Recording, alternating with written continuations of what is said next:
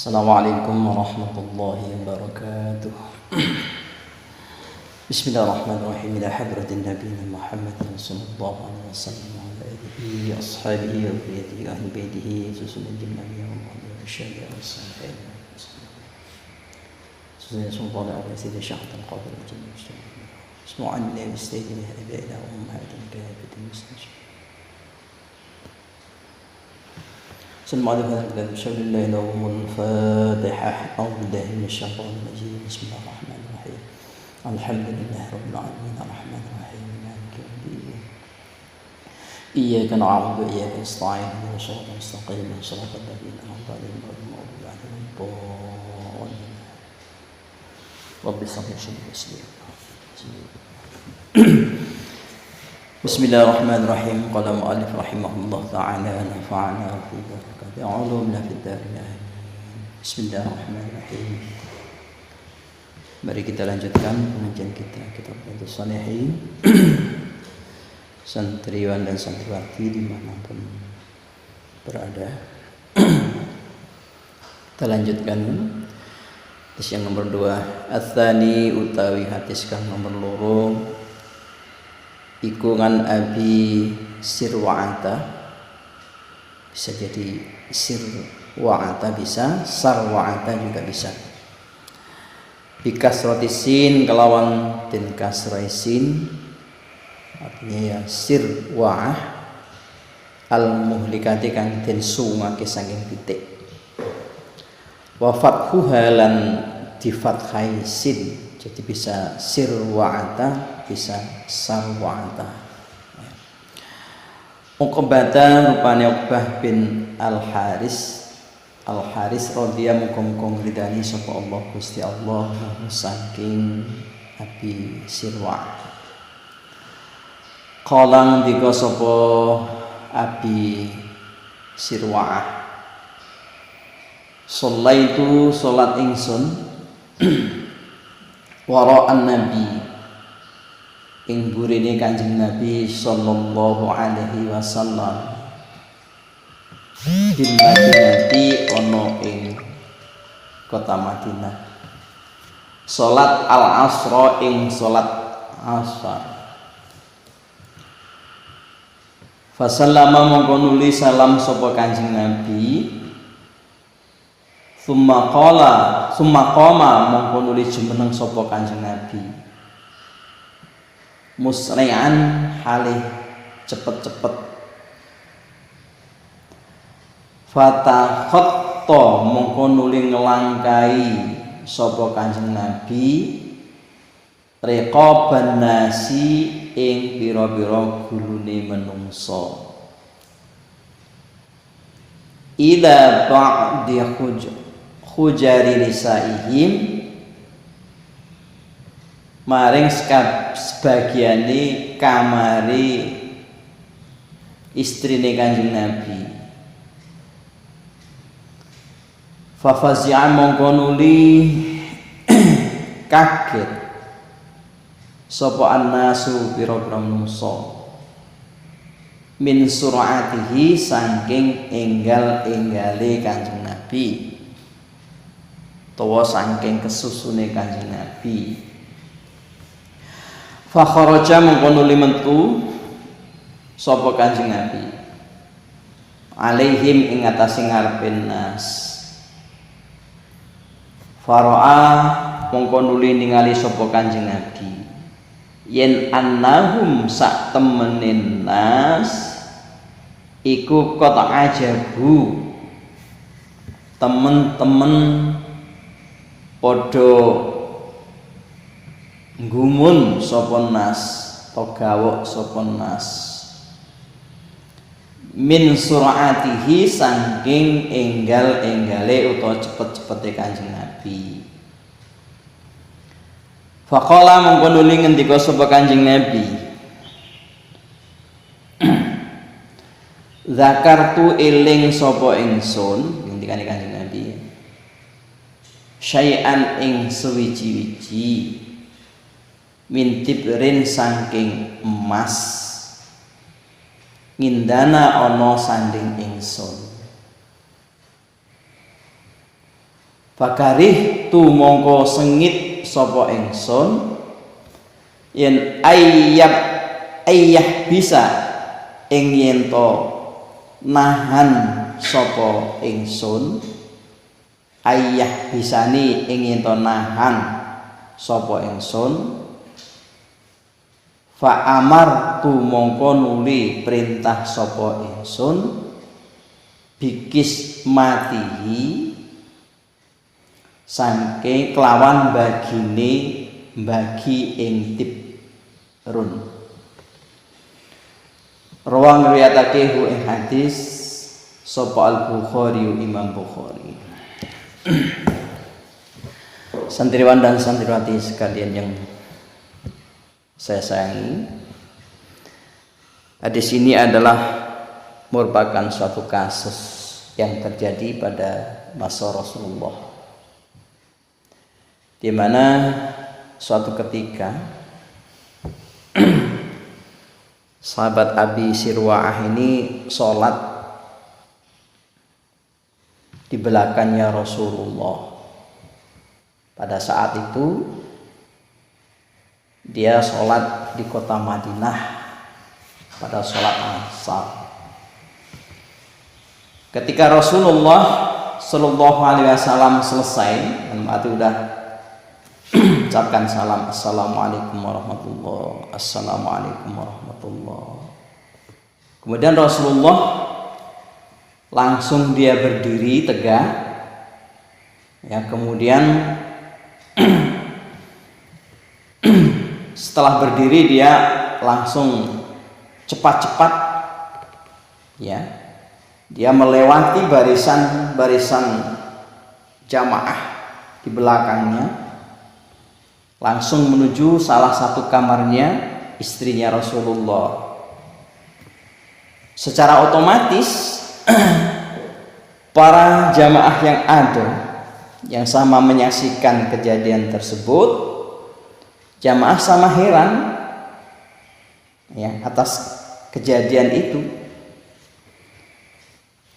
Tidak lama kemudian Rasulullah keluar dari kamar istrinya itu. Setelah dia keluar, Rasulullah sama melihat bahwasanya para jamaah itu sama heran. Samping heran juga penasaran apa yang terjadi. Begitu Rasulullah selesai sholat, kemudian dia berdiri, langsung cek dia menuju kamarnya istrinya Rasulullah. Ya, ada apa gerangan? Para sahabat dan para jamaah pada saat itu terheran apa yang terjadi. Memang Rasulullah sendiri juga menyangka bahwasanya para jamaah itu terheran apa yang terjadi. Nah, pada saat itulah Rasulullah mengatakan kepada para jamaahnya, para sahabatnya, "Dzakartu syai'an min tibrina indana fakarihtu an yahbisani fa amarta bi qismatihi." Rasulullah mengatakan, saya teringat dengan sesuatu, ya, emas yang ada pada diri saya, dan saya tidak suka, ya, menahan emas itu. Emas dari mana nih? Emas dari hasil zakat ini menurut keterangan yang ada itu. Kemudian Rasulullah langsung memerintahkan, ya, kepada para sahabatnya yang berhak untuk membagikan tas itu, emas itu tadi. Fa amartu bi qismatihi. Rasulullah memerintahkan untuk membagikan emasnya itu. Emas apa? Emas yang masih tertinggal dalam kamarnya istrinya Rasulullah tadi. Jadi dari ini dapat kita simpulkan memang bahwasanya sesuatu ya, harta terutama ini adalah harta yang dihasilkan dari hasil zakat, itu sesegera mungkin untuk bisa dikasihkan kepada yang berhak menerimanya. Tak usah tunggu lama-lama. Kalaulah itu memang hak mereka, secepatnya untuk dibagikan. Seperti ini. Jadi ini nilai pendidikan yang kita ambil dari kasus ini, bahwasanya kalau seandainya kita nanti diberikan amanah untuk menjadi ya pengurus bazis misalnya, atau kita diamanati oleh masyarakat supaya membagikan suatu harta yang ya untuk segala diberikan kepada yang berhak, sesegera mungkinlah untuk dibagikan kepada yang menerimanya. Jangan ditunda nanti, besok ataupun waktu-waktu yang lama. Artinya apa? Secepatnya untuk dibagikan kepada yang berhak. Kenapa kok demikian? Sebab mereka yang berhak menerima itu sebenarnya sudah mengharapkan. Ya, kalau misalnya pada ya menjelang Idul Fitri itu kan ada zakat fitrah ya. Ya.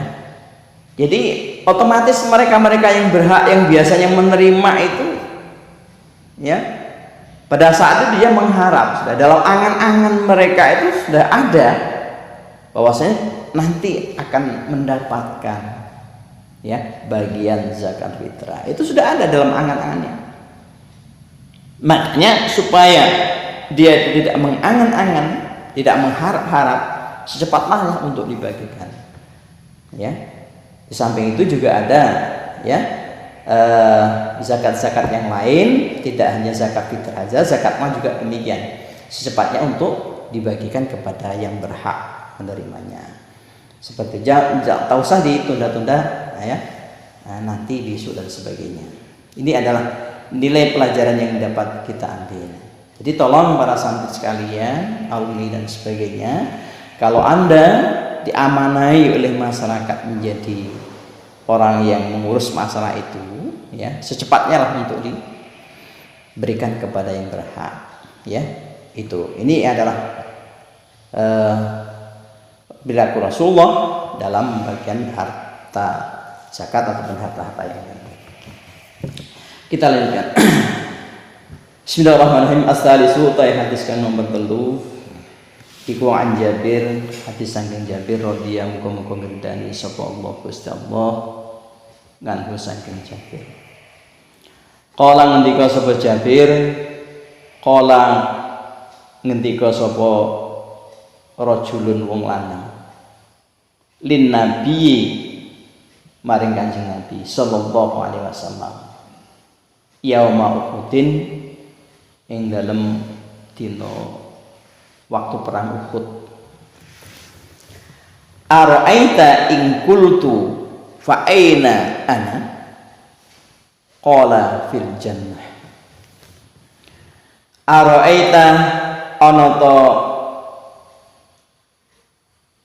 weruh panjenengan ta pirsa kanjeng panjenengan ing kultu lam ing kutil tu lamuno terbunuh sapa ingsun ngendikane rajul fa aina mongko aku ana ing ndi ana utawi ingsun kala jawab sapa kanjeng Nabi fil jannati ing dalem swarga. Ya, mendengar jawabannya Rasulullah seperti itu, langsung fa'alqa tamaratin kunna fi yadihi. Fa'alqa mongko nuli buang sapa rajul tamaratin ing pira-pira tamar kunna kang ana apa tamar fi yadihi ing dalem tangane rajul. Summa qatala mongko nuli berangkat perang sapa rajul hatta kutila sehingga terbunuh sapa rajul. muttafaqun den sepakati apa alaihi hadis. Nah, ini juga suatu kasus juga ini. Pada waktu perang Uhud di mana para sahabatnya sudah siap-siap berangkat untuk menuju medan pertempuran. Ya, pada saat itu ya perang Uhud ini adalah perang yang luar biasa. Artinya perang yang paling susah dialami oleh Rasulullah pada saat itu.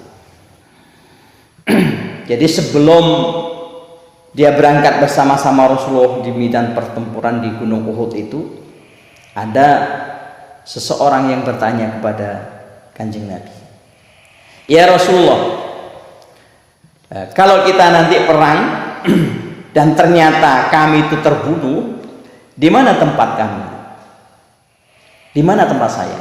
Jawabnya Rasulullah, "Fil jannah." Tempatmu adalah di dalam surga.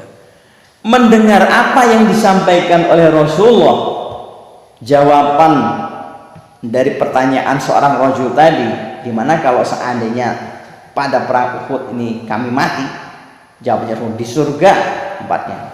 Langsung seketika itu kurma yang ada di dalam tangannya itu langsung dibuang oleh rajul itu.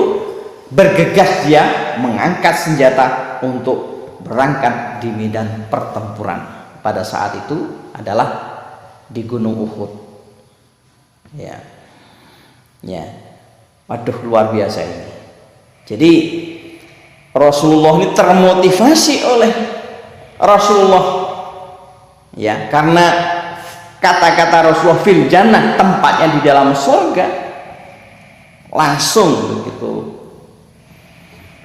ya, selesai Rasulullah mengatakan fil jannah, orang tersebut langsung membuang tamarnya, berangkat di medan pertempuran. Lah, delalah kersane Allah, pada saat itu juga si rajul juga terbunuh. Sudahlah, ini sudah menjadi kontraknya tadi apa yang disampaikan oleh Rasul fil jannah. Alhamdulillah, rajul tadi termasuk orang yang mati syahid, yang tentu balasannya adalah di dalam surganya Allah. Berkah apa? Dia adalah jihad fi sabilillah, ya, perang fi sabilillah. Tapi ingat bahwasanya memang perangnya rajul ini adalah perang yang didasari dengan lillah, tidak karena apa, tidak karena siapa, tapi memang betul-betul lillahi ta'ala, hanya mengharap ridha Allah sajalah dia mengangkat senjata untuk pergi di medan pertempuran.